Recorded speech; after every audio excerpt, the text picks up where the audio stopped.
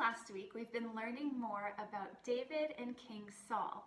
So for this week's activity, we're going to compare David and Saul's hearts. Now, while Saul may have looked like a king, 1 Samuel chapter 16 verse 7 tells us, "The Lord does not look at things people look at. People look at outward appearance, but the Lord looks at the heart." Tania will be sending out an email with a page that looks like this.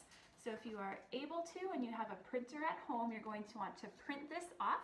If you're not able to print it, that's just fine. I'll show you how to do this in a little bit without the paper.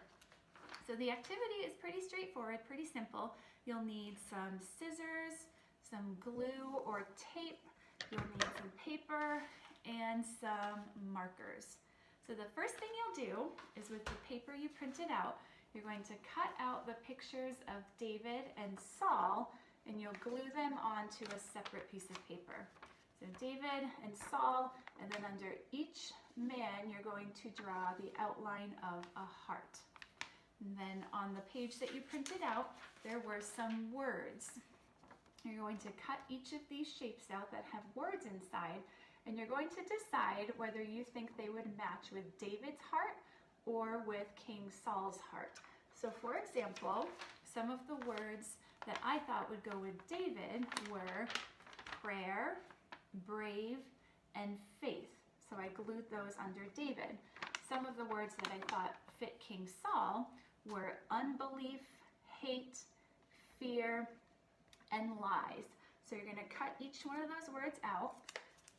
This one is trust, and you're going to decide based on what we've learned this week and last week, do you think trust would go with David or with Saul? For trust, I would put that in David's heart, since today I saw that he trusted the Lord with vengeance instead of taking things into his own hands. And this one says evil, and I would think that evil would go in King Saul's heart because of the way that I've seen that he treats David. So if you are not able to print out that page, you can pretty much just go ahead and write their names on the top of the page. If you're not a great drawer like me, you can just go with stick figures to represent David and Saul. And again, draw the outline of the hearts and write the words in that you think describe David and Saul. You can also add some words of your own. So if there's a word that you can think of to describe David or Saul and it's not on the paper, you can write it in yourself.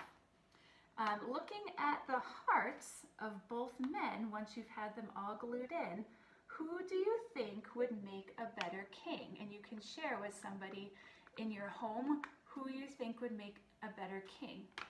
And I also encourage you to think about noticing, once you have them all glued in, David's words are in the shape of a seed and Saul's words are in the shape of a rock.